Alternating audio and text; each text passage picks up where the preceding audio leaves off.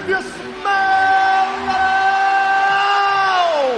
what The Rock is cooking. WBCB presents Pro Wrestling Weekly. Tell me he didn't just say that. Call in with a question or comment at 215-949-3232 or 888-922-2149. The Tower of Power, too sweet to be sour, funky like a monkey, ooh yeah. And now, here's your host of Pro Wrestling Weekly, Fearon Derry. It doesn't matter what your name is. Really? Yeah!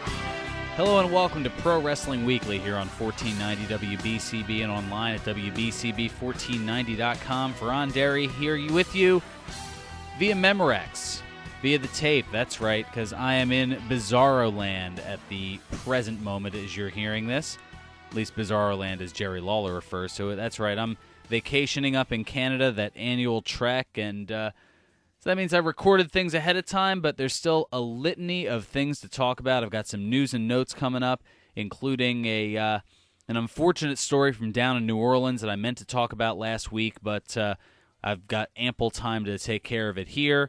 Also, I'll get into my review of the House of Hardcore show that I went to last Saturday night, and a lot to talk about with Raw as well, so we'll get into that, and a lot of matches set up for Money in the Bank now, including not one, but two Money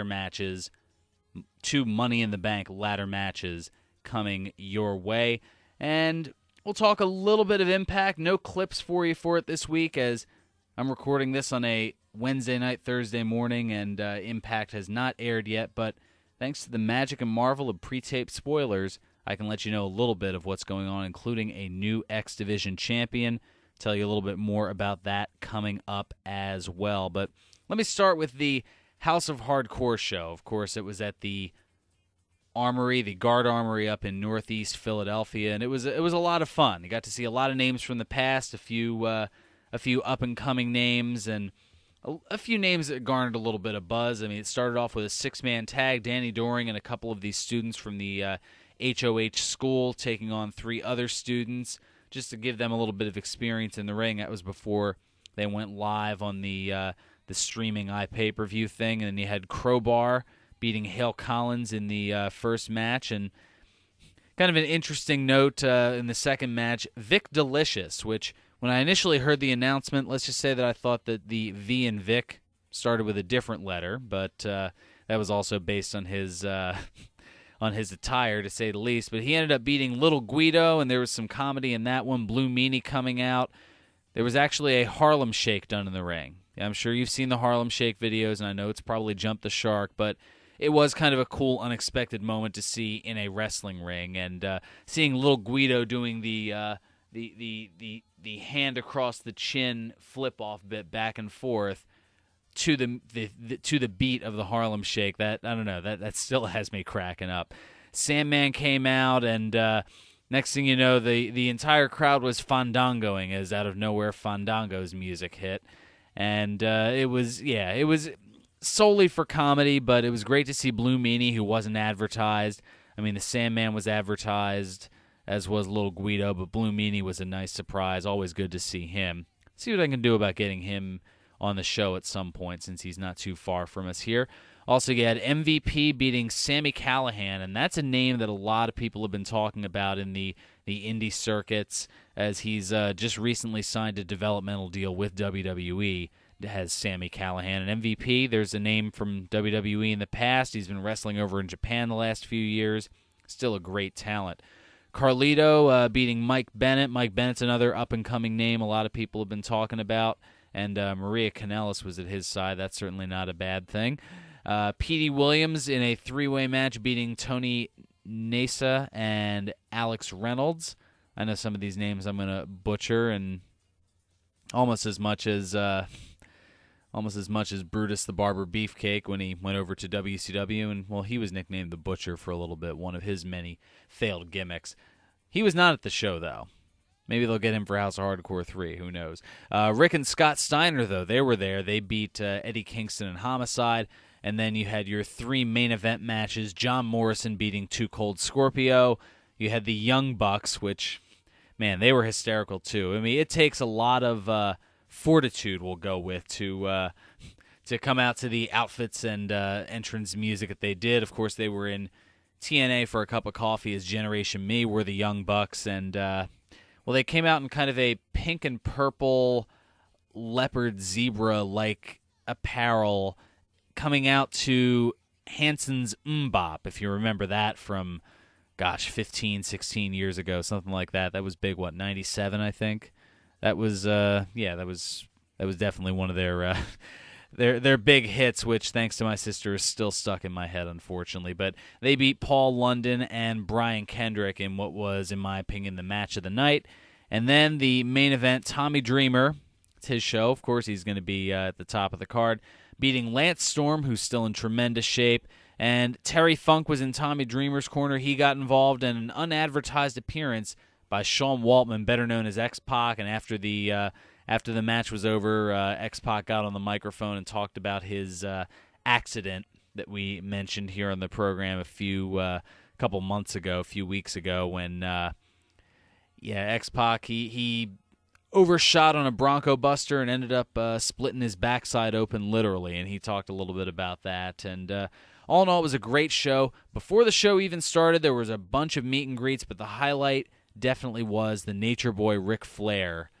Getting a chance to meet him again, that was absolutely fantastic. Thanks especially to the folks over at George's Cards and Collectibles. George does some great stuff as always. Doug does some okay things too. Just some, though.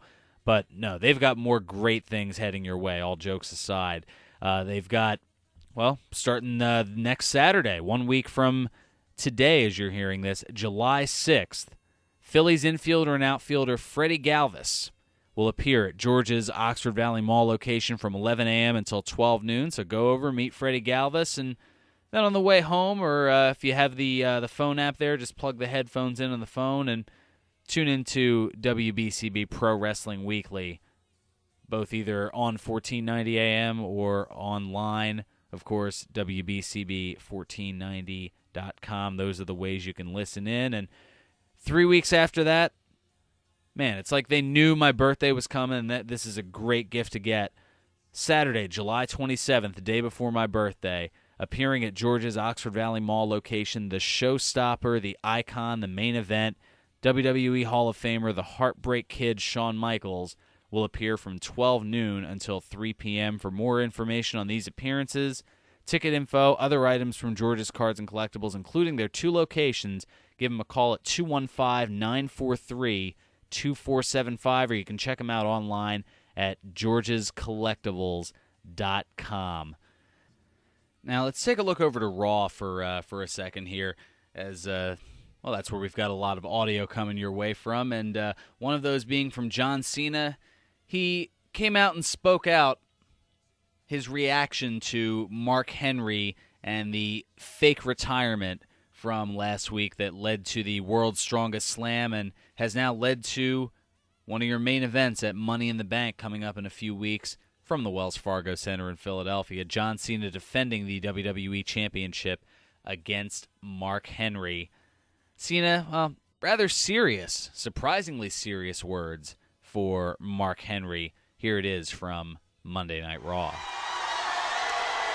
What a lively bunch we have here tonight. Members of the WWE Universe that know the WWE and obviously know that this is the WWE Championship. Tens of thousands of men have tried to chase this dream, but in its history, only 43 men have ever held on to this. And whether you've held it for 8 consecutive years like Bruno Sammartino, or simply for one night like Rey Mysterio, being a WWE champion puts you in an elite fraternity because you have earned the respect of your peers. Now, over the years, many men have tried to do some crazy and dastardly things to hold on to this because they want the respect that comes with it, but shortcuts do not equal respect. Hell, over the years, men have tried to buy this. Over the years, men have tried to steal this. I have seen people with my own eyes crack under the pressure of the WWE Universe on their quest to chase this. Hell, even Vince McMahon himself felt as if he needed to be WWE champion to justify his existence to all of you. And of course, last week we saw how low a man will sink to chase this. Last week, chasing this, Mark Henry disgraced his family. Mark Henry cheated the WWE Universe. And quite frankly, I thought his speech was an utter disaster to every superstar who has had to stand here and actually have the conversation with you that they can never do this again. Names like Edge, names like HBK, and names like the Nature Boy, Ric Flair. Very, very important moments in WWE history, and last week Mark Henry made a mockery of all of them. But I actually understand why.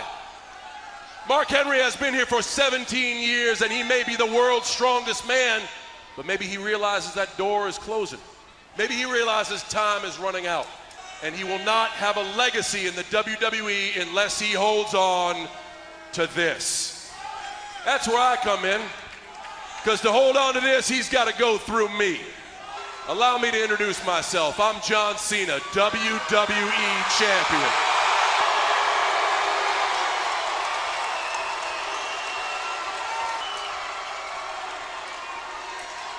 And Mark Henry, the best part of your speech last week is when you handed this back to me and you said you had to earn this. The rest of that speech was a load of crap.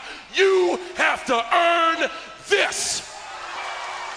And you're going to realize that Money in the Bank, the only thing you earn is the right to let me knock your teeth down your throat. Mark Henry, you are big, bad, strong, and dangerous, and you have proved you will sink to the lowest of lows to try to get this. But there is one thing you forgot to do, son. You forgot to check your calendar. Because we still in the middle of whoop-ass season, and in 3 weeks, you are going to find out what the world already knows. Our time is now, and the champ is here! Well, straight talk from the WWE Champion John Cena. He's not going to back down from Mark Henry. And he's ready to go in 3 weeks at Money in the Bank. Can't put it any plainer than the champ just said it. He's drawn the line in the sand. Come on, Mark Henry. And Mark Henry crossed that line in the sand as he came out later on Raw to gloat about his actions and made a few acting comparisons that have me scratching my head. I'll tell you a little bit more about that, but first, here's Mark Henry from Raw this past Monday. I fooled each and every last one of y'all. I saw all your Mark Henry signs. I heard your chants. Henry, Henry, Henry. But more than anything, I saw you cry.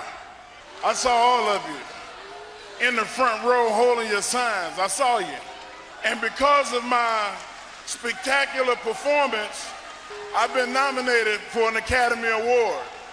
I've had people to the likes of Quentin Tarantino reach out to me, Steven Spielberg, Tyler Perry, and that's great, but that's not what I want. That's not what I deserve.